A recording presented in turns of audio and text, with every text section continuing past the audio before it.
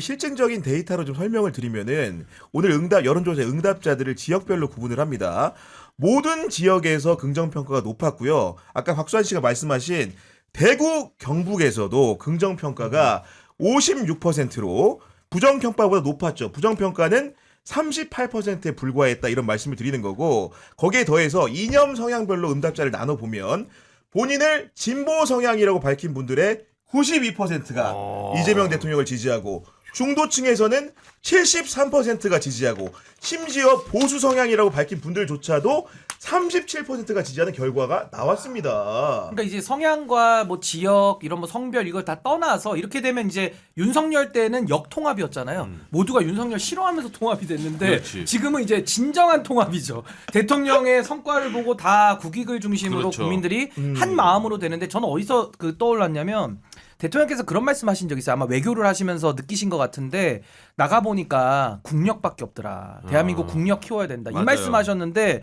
거기서 국력이라는 게 뭐 기술 발전, 뭐 대한민국이 할 수 있는 여러 좋은 자원들도 있지만은 핵심은 국민 통합이거든요. 우리 뭐 지도자들 그 지지율 조사하잖아요. 그래서 뭐 어느 나라 몇 프로 이렇게 나오듯이 대통령이 나가서 말에 힘이 실리려면 국민들이 압도적으로 지지를 해줘야 돼요. 그게 국력이라고 저는 보거든요. 그러니까 저는 아마 그런 외교와 관련돼서도 본다면은 앞으로 2년 차가 이제 곧 올해 또 다가오는데, 이재명 대통령의 성과는 앞으로 더 우상향이 될 것이다. 그러니까 네. 지금의 이 지지율을 단단한 바닥으로 삼아서 더 올라갈 가능성이 있고, 저는 솔직히 예상컨대 한 75에서 80%도 가능할 것 같아요. 좀 올라갈 수 있을 것 같아요. 지금 세대별로도 참 재밌는 게, 우리 2030 세대 보수화를 최근에 이제 여러 유튜브나 신문 언론이 떠들었는데, 실제로 이번 조사 결과를 보면은 20대에서도 지지율이 48%로 부정평가보다 높았고요. 30대 지지율은 놀랍게도 67%가 긍정평가입니다. 이런 현상을 좀 어떻게 봐야겠습니까? 근데 20, 30대 특히 20대 남성만 문제 아니에요? 여성들은 원래부터 그 성별로 구분을 좀 그러니까 해보면은 주로 네. 20대 남성 관련해서 제 기억에 전에 대통령 신년 기자회견 하실 때 박형관 기자가 물어봤던 것 같은데, 이대남들 지지율이 낮은 게 혹시 유튜브나 온라인상의 가짜뉴스 때문이 아닐까요? 라고 물어봤는데, 꼭 그렇지만은 않을 거다라고 이제 답변을 하셨는데, 사실 온라인에 가짜뉴스 많긴 하죠. 맞아요. 많고 있고, 왜냐하면 네. 이제 특정 방향 주입을 많이 하곤 하는데, 예, 저도 앞으로 훨씬 더 오를 여지는 있겠다, 네. 오를 것 같다라는 생각이 들어요. 근데 아니, 다행인 것은 그 이대남들을 좀 어떻게 해야 될 텐데. 이 사람들은 어떻게 좀 네. 해야 된다.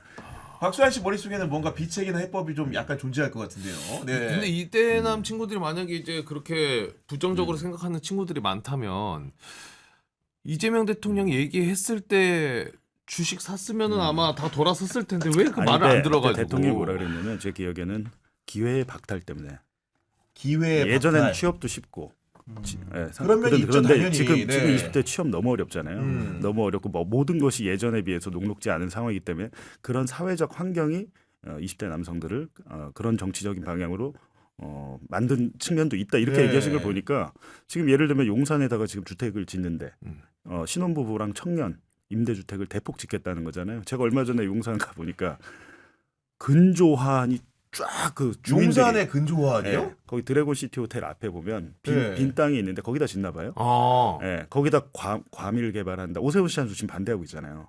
너무 예를 들면 5,000세대 짓기로 했는데 7,000세대를 늘리니까 과밀 개발한다 그러고, 그 지역 주민들 용산 가격 되게 비쌉니다. 네. 근데 그 아파트 지역 가격이. 주민들은 임대주택이 다 들어올까 봐 난리가 났더라고. 야. 근데 그런 것들을 개의치 않고 아마 추진을 하려고 하는데, 중요한 것은 서울시장이 협조를 해야 되는데 당장 오세훈 시장 반대를 하고 있어서 서울시장 경기도의사 선거도 꽤 중요하겠다. 지자체장. 예. 근데 저는 요 20대 남자 얘기가 좀 나왔으니까 한 말씀만 보태면, 안 그래도 이건 제가 물레동에서도 한번 토론을 했던 주제라서, 전 이게 사실 이대남 이렇게 딱 불리면서 요즘은 이제 조금 더 나가가지고 뭐 극우화 현상 이렇게 또 연결도 시켜요. 아무래도 지지가 좀 그렇게 나타나는 현상은 분명히 있는데, 전 이게 원인을 좀 보면 사실은 이준석이라는 정치인이 가지는 맞아. 그 반정치적 행태, 맞아. 거기에 영향을 받았을 가능성이 저는 매우 높다라고 저는 진단을 맞아. 하는 거고, 또 하나는 이게 좀 뼈 아플 수 있는데, 이재명 대통령에 대해서는 바로 지지는 못하죠, 이분들이. 근데 사실은 어떤 게 뿌리기냐면, 민주당도 기득권 됐다라는 게 그분들의 인식이에요. 왜냐면 이건 이해를 좀 해주셔야 되는 게, 그건 맞아요. 그분들이 태어날 때부터 민주당은 여당이었거든요. DJ 대통령 그렇지. 때 다 태어났기 때문에 태어날 때부터 여당인데, 이분들이 마치 국정 운영을 할 때 마치 과거의 운동권 스타일로 막 이렇게 투쟁적으로 하다 보면은 정권도 실패하지만 이분들에게 비춰질 때는 왜 정권 운영을 그렇게 하지라고 하면서 약간의 기득권화된 민주당에 대한 반발이 있어서 전 이거를 20대의 구구화라는 단어보다는 저는 오히려 반민주당화라고 표현하는 게 더 정확한 표현 아니냐 이렇게 저는 고쳐서 쓰고 있는데 결론적으로 이게 핵심인 것 같아요. 그분들이 반민주당 성향이 분명히 있습니다. 그건 인정해야 될 현실인데 그분들의 지지까지도 지금 대통령께서 성과를 기반으로 돌려내고 있다. 전 이 부분이 굉장히 유의미하기 때문에 앞으로도 좀 지켜본다면 그분들도 그동안에 좀 우리가 좀 이렇게 편견을 가지고 봤다라고 할 수 있는 부분들이 좀 해소가 되면 전 앞으로도 더 두터운 지지층으로 편입될 가능성이 열려 있다. 전 그렇게 봅니다. 근데 그것도 매우 맞는 말이고 약간 여기서 궁금한 거는 그들이 태어났을 때 이미 민주당이 이제 계속 여당으로 집권을 하고 그랬으니까 이제 기득권처럼 보일 수는 있는데 그러면은 국민의힘이 막 뭔가 불쌍한 느낌이 들어서 지지를 하는 건가 아니면은 국힘을 지지하는 건 뭐 때문에 그러나? 그거예요. 제가 볼 때 그거는 구조의 문제가 있는 게 우리 양당제잖아요. 그러니까 사실은 국민의힘이 싫으면 민주당으로 쏠리고 그냥. 민주당이 싫으면 국민의힘 갈 수밖에 없는 그런 구조적 한계가 있어서 이번에도 뭐 조국혁신당 합당 얘기 나오는 게 3당을 유지하기가 참 어렵거든요. 대한민국에서. 그럼 뭐 개혁신당도 마찬가지고 마찬가지죠. 네. 진보당도 어렵습니다. 그러니까 이거는 어느 특정 정당의 문제는 아닌데 그런 상황에서는 정말 싫지만 누가 더 싫어? 그러니까 이게 사실은 한국 정치 구조가 좀 뭐랄까 좀 긍정적으로 바뀌어야 될 필요성이 있는 그러니까 주제 그 말은 아니냐. 정당을 바로 세워야 된다 이 얘기 아닙니까? 지금? 그 정바세가 아직은 좀 미미한데 더 힘을 내야죠. 몇 명이에요 지금? 저희요? 좀 부끄럽습니다만 300명. 아니 그래도 좀 저희가 이제 맞네. 상반기 500명을 향해서 멤버십이 달려가고 300명은 적은 거 아닙니다 그게. 아, 네. 딱 그게- 구글로 신청을 하셔야 돼요. 경향 TV 뭐 구독회원 밝혀요 지금? 아니, 오늘 저희는 진성 회원들이죠. 월 진성회원 그러니까. 월 무슨 네. 회비도 있죠. 회비를 회비. 내고 다 회비 월, 내고 매월. 매월. 그러니까요. 저거 저희 그건 당비보다 아닙니다. 많이 받습니다. 네. 저희가. 지금 긍정란님이 제가 좋아하는 분들 다 계시네요 하시면서 슈퍼챗 보내주셨는데 아이디도 너무나 아름다우시다는 말씀 드리면서 이 얘기를 이어가 보면은 그러다 보니까 지방선거를 우리 유권자들이 어떤 마음가짐으로 치러야 할 것인지를 고민하기 시작한 거고 지방선거. 네, 오늘 여론조사에서도 현 정부의 국정 안정을 위해 여당이 힘을 실어줘야 한다는 응답과 여당이. 현 정부를 견제하기 위해 야당의 힘을 실어줘야 된다. 쉽게 얘기하면은 전자는 국정 안정론이고 후자는 심판론인데 조사를 해보니 53대 34 안정론에 더 힘이 실리는 분위기가 나타납니다. 지금. 그러니까 이게 약간은 이렇게 보실 수도 있잖아요. 뭐 이재명 대통령 지금 행정부도 갖고 있고 민주당이 국회도 갖고 있고 이제 사법부도 이제 임명할 수 있으니까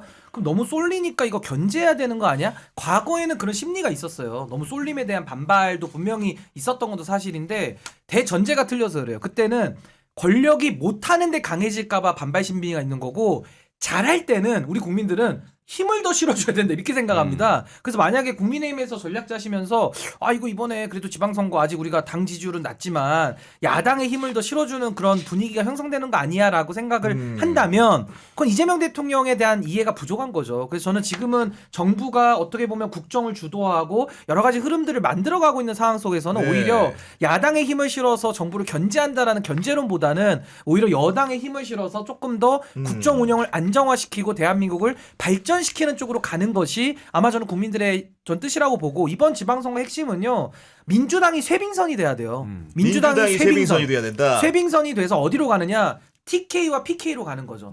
거기에 이제 기득권의 국민의힘의 아성이라는 빙벽이 있는데 그걸 이제 얼마나 민주당이 뚫어내느냐. 그래서 뭐 예를 들면 광역단체장도 만들어낼 수 있으면 정말 좋은 일이고 광역까지는 힘이 붙이더라도 기초단체장들이나 기초의원이나 광역의원들 여기는 저는 당선을 시켜서 이 국민의힘 제로라고 하는 이 시대적 과제에도 좀 민주당이 이번에 앞장을 서야 되지 않을까 그런 생각이 듭니다. 지금 얘기를 들으시는 가운데 이런 궁금증이 하나 생기는데 국정 안정론과 실제로 그 6.3 지방선거를 그렇게 치러야겠다고 생각하시는 분의 비율과 실제로 이재명 대통령을 지지하는 비율이 10%포인트 정도 갭이 있는데 그거는 좀 어떤 요인으로 좀 생각을 하십니까?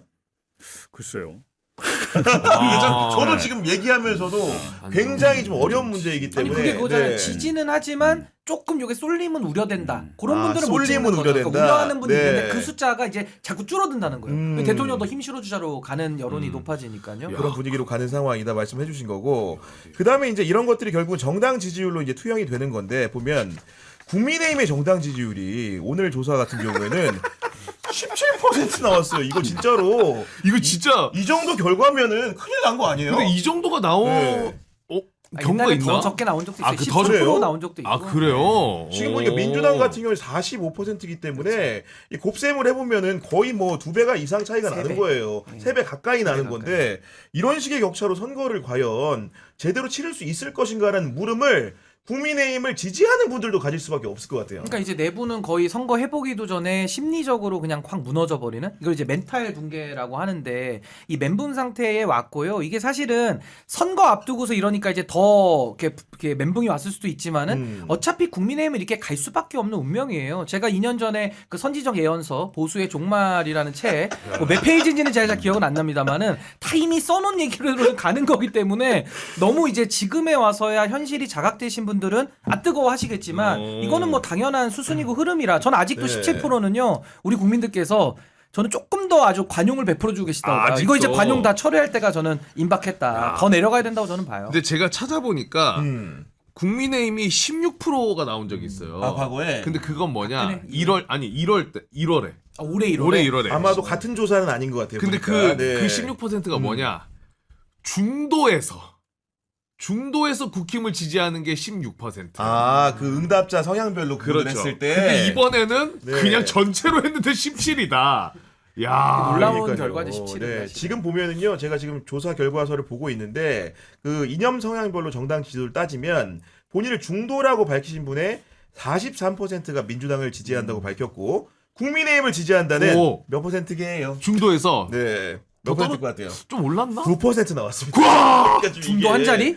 한 자리 나온 거예요 지금. 9%. 그럼 없다는 얘긴데 한 자리. 그러니까 보수 응답자에서는 44%가 국민의힘을 지지한다고 했기 때문에 그나마 합산을 해서 나눗셈을 하니까 이렇게 된 거지. 지금 MBS 조사에서는 중도라고 밝힌 사람이 9%밖에 야. 국민의힘을 지지하지 않는다는 레전드. 놀라운 결과입니다. 아니 지금 근데 이게. 이제 문제는 뭐냐면 요즘 우리 백화점 가보시면 지하 주차장 깊이 파놨잖아요. 뭐 지하 4층 내려와도 5층이 있고 5층 내려가도 6층 있고 막 그래요. 이거 정말 지지율 하락이 저는요 인재 천장이라고 봐요. 그러네. 더 내려갑니다. 그래서 네. 뭐 국민의힘은 전략도 없고 뭐 중진 의원들 만나고 뭐 여러 가지 장동혁 대표가 이런저런 뭐 수단을 좀 동원해 보려고 하고는 있는데 지금 바깥에서 또 한동훈 대표 또 돌아다닐 거 아니에요? 대구 이러면서 돌아다니고 이제 또 있잖아요. 장동혁 대표는 한동훈 대표를 보면 또 힘을 얻거든요. 그러면서 모든 선거 패배의 귀책을 한동훈 대표 쪽으로 돌릴 수 있는 기회가 되기 때문에 아마 갈수록 더 어려워질 것이고 더 심각해질 것이다. 아, 우리 예상해 봅니다. 봉juk 선배 같은 경우에 최근에 추미애 의원의 이제 출판 기념회에 뭔가 이제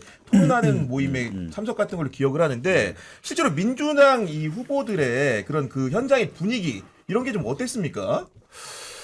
뭐 나쁘지는 않겠죠. 그러면 뭐 초상집이 되지는 않을 텐데. 지금 보니까 지금. 네. 그날은 좀 특이했던 게 네.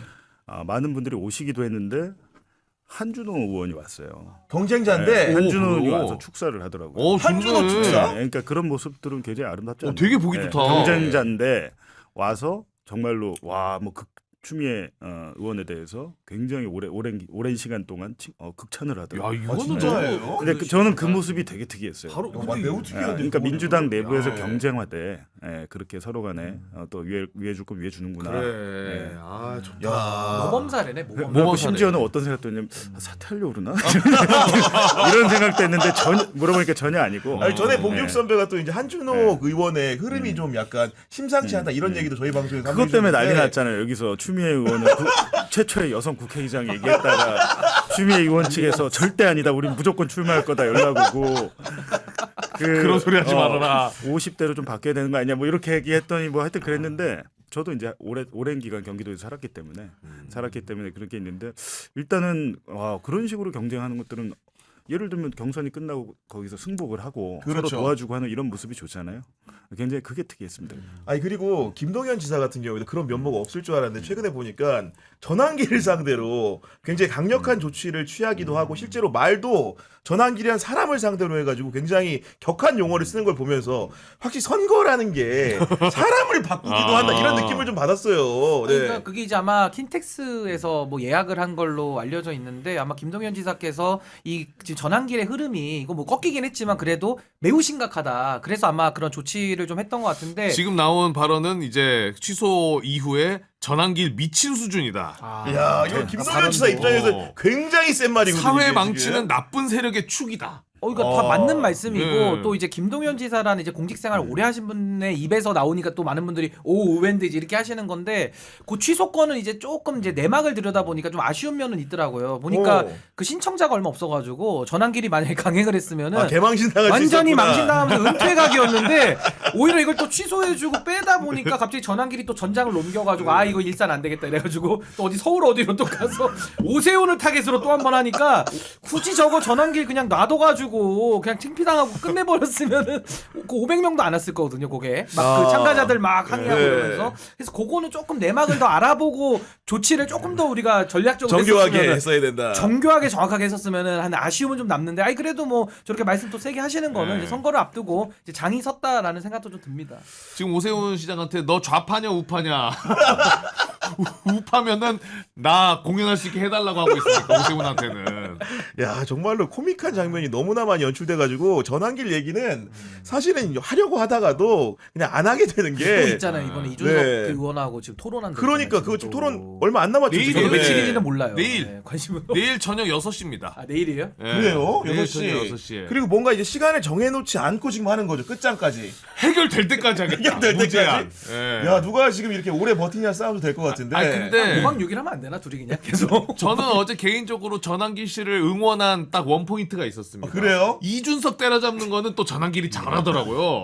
그래서 이준석 대표한테 뭐 내가 누구 아버지 뭐 하시노라고 물어봤지 내가 언제 뭐 패드립 했냐라는 뭐 이런 거 하면서 너 그거 대전 유성 관광호텔 갔더만 막 뭐 이렇게 그 얘기도요? 뭐 세게 해. 센 게 아니라 좀 전환길이 막 둘이 그거 법원 가겠는데 대놓고 얘기하더라고. 야 이거 내일 토론회 열린다고 한다면은 봐야겠다. 꿀잼일 수 있겠는 게 지금 그 부정선거 얘기하다가 서로 감정 상하는 국면에 이릅니다. 그러면 예. 바로 그냥 대전 얘기 나오면 이게 또 굉장히 말이 관광호텔을 내버리더라고. 아니, 그러니까 전환길이. 지상파 종편에서 못 해주는 거죠. 유튜브에서 펜앤드 마이크가 거기서 맞아요. 해주는 거죠. 맞아요. 근데 예. 거기 대표가 지금 또 방송미디어통신위원회 위원으로 국민의힘에서 그래요? 그렇게 돼서 지금 국회에서 이게 통과될지 모르겠습니다. 아, 그런 그렇죠. 상황이구나. 펜앤드 마이크라는 곳이 유명하잖아요. 천양식 대표인가 아, 그분이 유명하죠. 네. 지금 방미통위 위원으로 내정이 돼가지고 국회에 이게 전체위 통과해야 되거든요. 근데 이게 안 될 가능성도 있겠다. 왜냐하면 극우 내란 옹호 세력이다 이렇게 해서 민주당에서 강력하게 지금 반대를 빗돌하고 있기 하고 때문에 있죠. 그러니까 일단 결국은 이렇게 예. 되면 깽판 치자는 거거든 이게.